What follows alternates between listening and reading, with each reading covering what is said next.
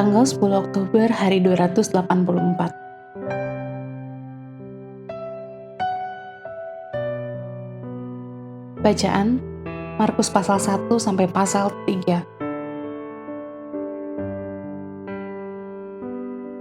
Kekuatan sang hamba. Garis besar, pembukaan Markus yang tanpa basa-basi dan langsung ke pokok pembahasan. Inilah permulaan Injil tentang Yesus Kristus, Anak Allah, menjadi ciri seluruh kitab Markus, ringkas dan langsung ke pokoknya, seperti pola dan perilaku dari hamba aktif yang digambarkan oleh kitab Markus. Kitab Markus ini menceritakan kisah tentang Yesus Kristus sebagai hamba yang sempurna. Berulang kali, Markus menggunakan kata yang langsung ke pokoknya untuk mempercepat laju kisah dalam kitab ini. Dia mengabaikan perincian selisih serta masa kanak-kanak Kristus dan langsung masuk ke dalam pelayanan umum Kristus di wilayah Galilea.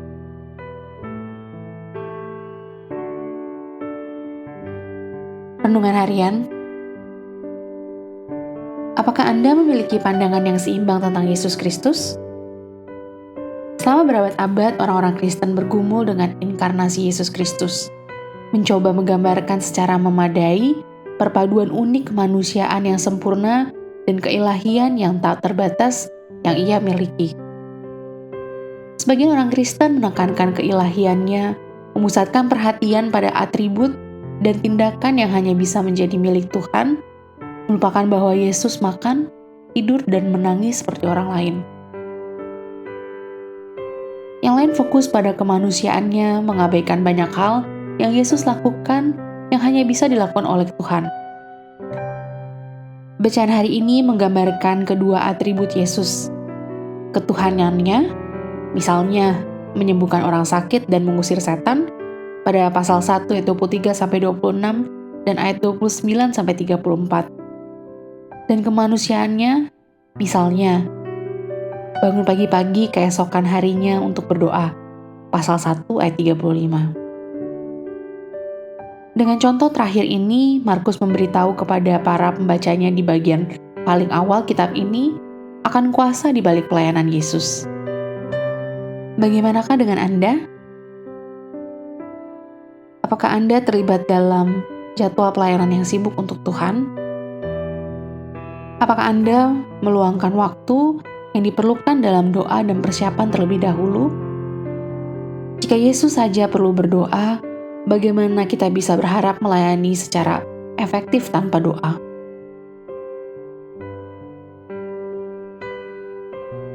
Saya memiliki kebutuhan besar untuk Kristus. Saya memiliki Kristus yang besar untuk kebutuhan saya.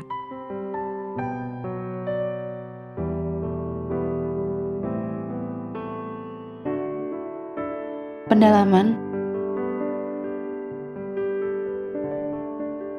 Markus, Injil tindakan bukan kata-kata. Markus pasal 1 ayat 21-45. Dari ke-70 perumpamaan yang dicatat para penulis Injil, hanya 18 yang terkandung dalam Markus. Dan banyak dari perumpamaan itu hanya dinyatakan dalam satu kalimatnya yang panjang. Namun dari 35 mujizat yang dicatat Yesus, Markus memberikan laporan lebih dari separuhnya. Otoritas yang nyata, Markus pasal 2 ayat 28. Markus dengan cepat memperlihatkan fakta bahwa Yesus datang dengan otoritas.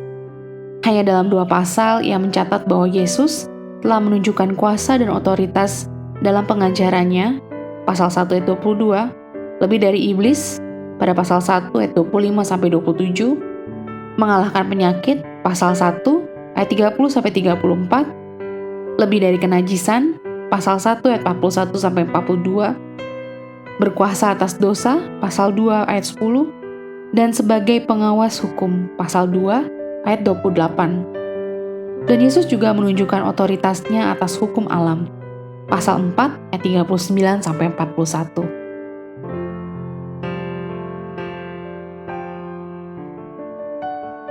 Amin. Tuhan Yesus memberkati.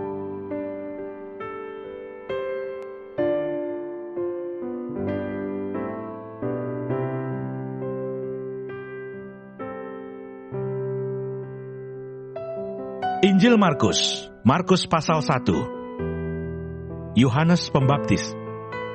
Inilah permulaan Injil tentang Yesus Kristus anak Allah, seperti ada tertulis dalam kitab Nabi Yesaya. Lihatlah, aku menyuruh utusanku mendahului engkau. Ia akan mempersiapkan jalan bagimu. Ada suara orang yang berseru-seru di padang gurun, persiapkanlah jalan untuk Tuhan, luruskanlah jalan baginya. Demikianlah Yohanes Pembaptis tampil di padang gurun dan menyerukan, bertobatlah dan berilah dirimu dibaptis, dan Allah akan mengampuni dosamu.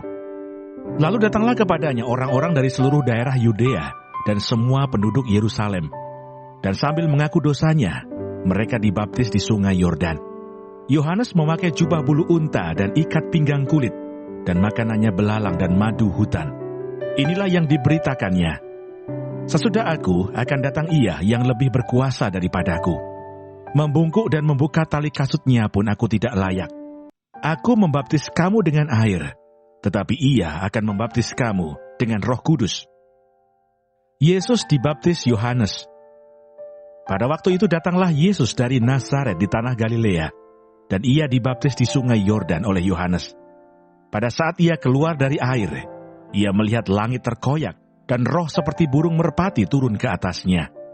Lalu terdengarlah suara dari surga, Engkaulah anakku yang kukasihi, kepadamulah aku berkenan. Pencobaan di padang gurun. Segera sesudah itu roh memimpin dia ke padang gurun.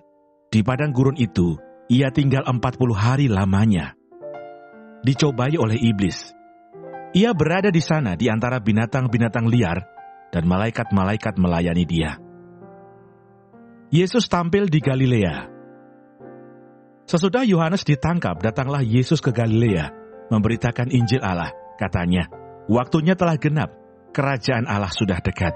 Bertobatlah dan percayalah kepada Injil. Yesus memanggil murid-murid yang pertama.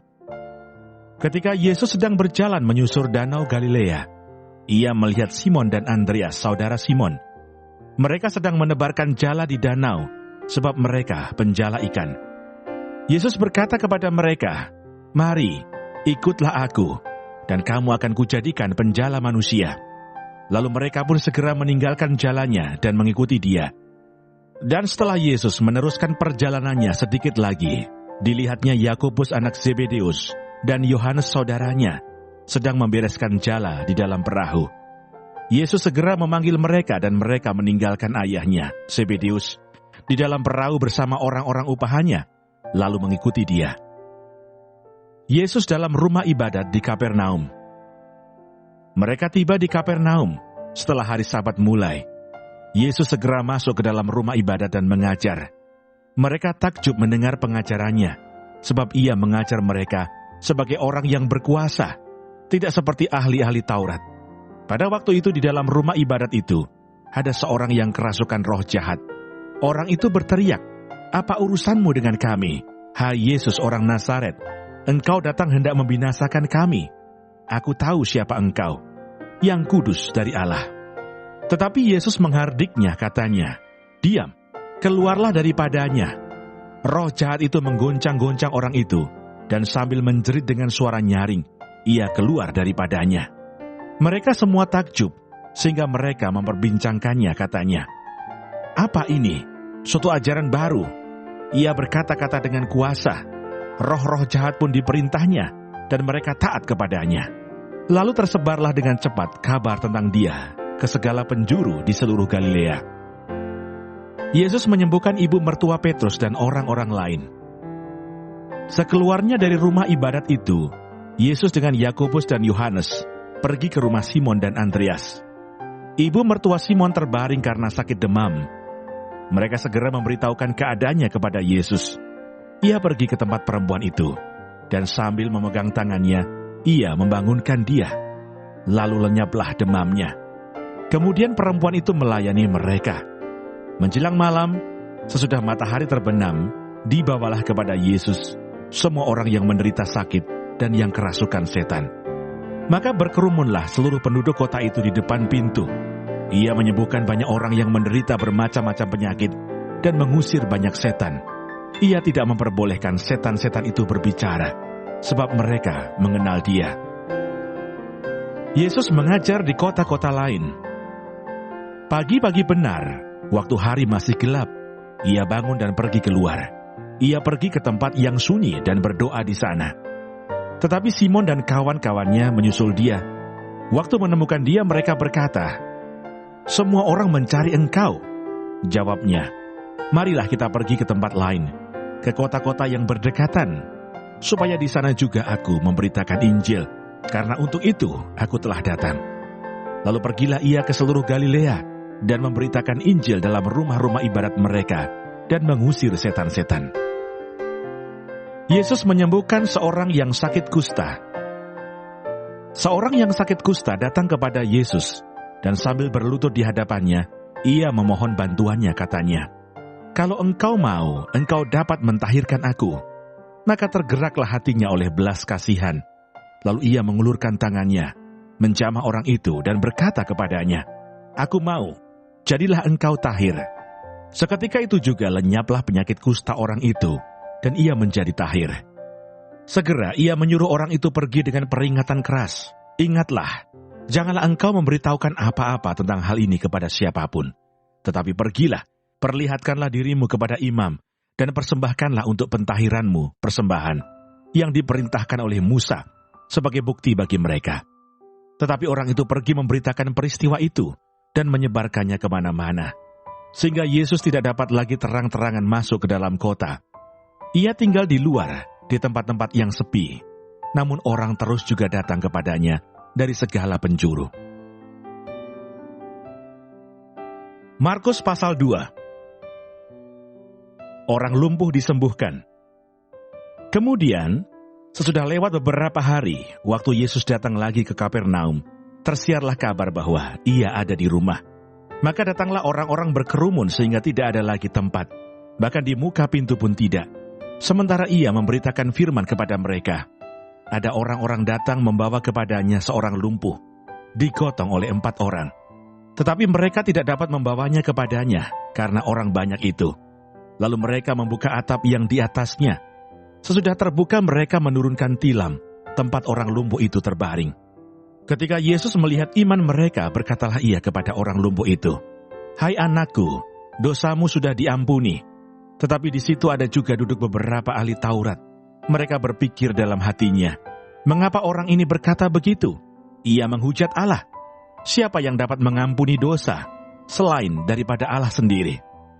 Tetapi Yesus segera mengetahui dalam hatinya bahwa mereka berpikir demikian. Lalu Ia berkata kepada mereka, "Mengapa kamu berpikir begitu dalam hatimu? Manakah lebih mudah mengatakan kepada orang lumpuh ini, 'Dosamu sudah diampuni,' atau mengatakan, 'Bangunlah, angkatlah tilammu dan berjalan'? Tetapi supaya kamu tahu bahwa di dunia ini Anak Manusia berkuasa mengampuni dosa." Berkatalah Ia kepada orang lumpuh itu, "Kepadamu kukatakan, bangunlah, angkatlah tempat tidurmu, dan pulanglah ke rumahmu." Dan orang itu pun bangun, segera mengangkat tempat tidurnya, dan pergi keluar di hadapan orang-orang itu, sehingga mereka semua takjub, lalu memuliakan Allah, katanya, "Yang begini belum pernah kita lihat." Lewi pemungut cukai mengikut Yesus. Sesudah itu Yesus pergi lagi ke pantai danau, dan seluruh orang banyak datang kepadanya. Lalu Ia mengajar mereka. Kemudian ketika Ia berjalan lewat di situ, Ia melihat Lewi anak Alfeus duduk di rumah cukai. Lalu Ia berkata kepadanya, "Ikutlah aku." Maka berdirilah Lewi lalu mengikuti Dia.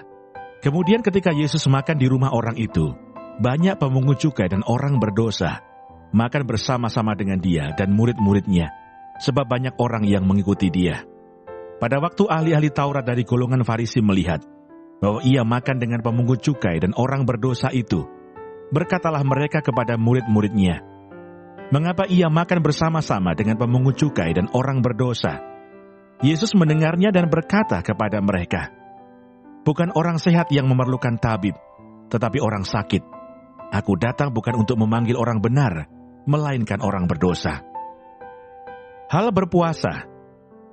Pada suatu kali, ketika murid-murid Yohanes dan orang-orang Farisi sedang berpuasa, datanglah orang-orang dan mengatakan kepada Yesus, "Mengapa murid-murid Yohanes dan murid-murid orang Farisi berpuasa, tetapi murid-muridmu tidak."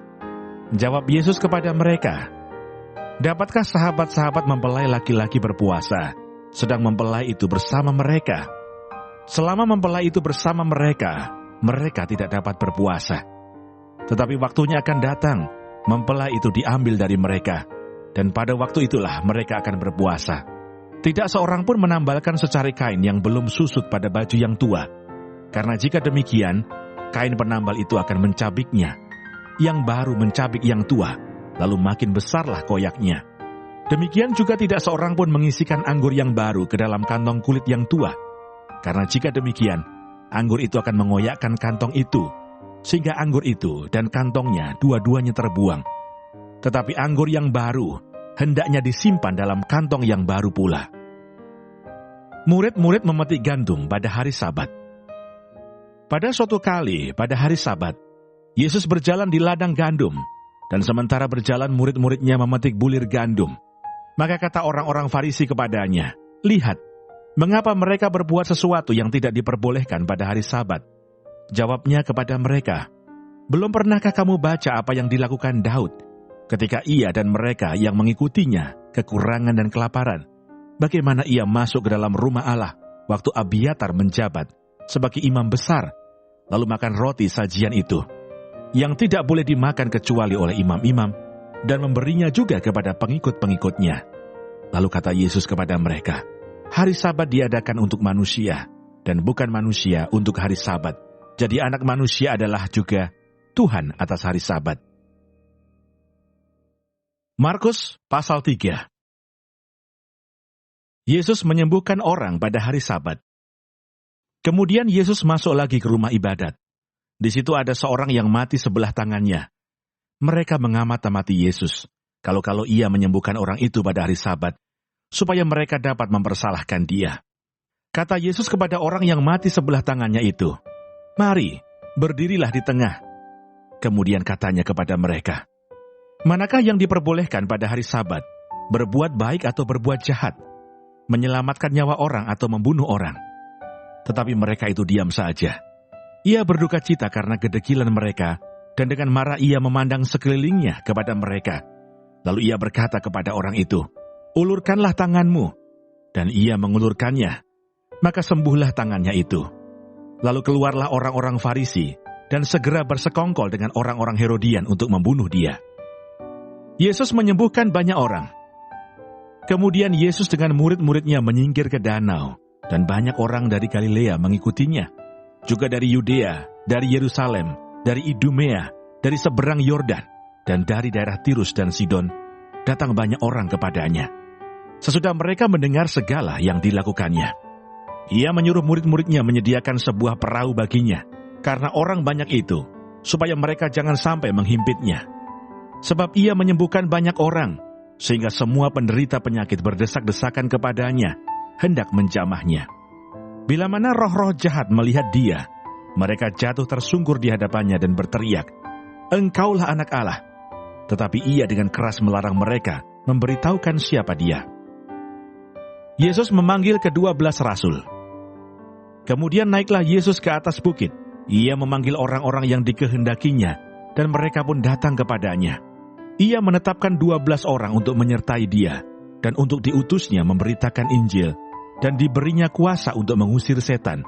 Ke-12 orang yang ditetapkan itu ialah Simon yang diberinya nama Petrus, Yakobus anak Zebedeus, dan Yohanes saudara Yakobus, yang keduanya diberinya nama Boanerges, yang berarti anak-anak guru.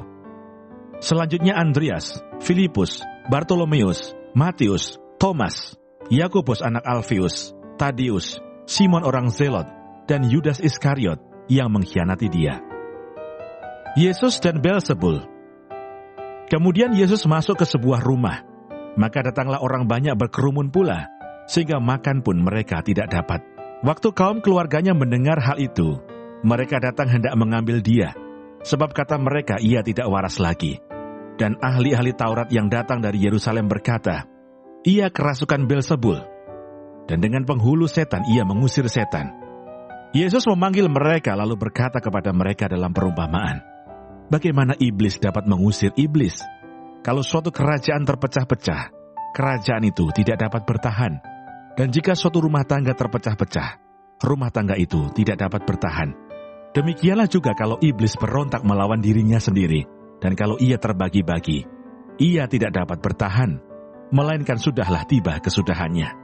Tetapi tidak seorang pun dapat memasuki rumah seorang yang kuat untuk merampas harta bendanya, apabila tidak diikatnya dahulu orang kuat itu. Sesudah itu barulah dapat ia merampok rumah itu. Aku berkata kepadamu, sesungguhnya semua dosa dan hujat anak-anak manusia akan diampuni.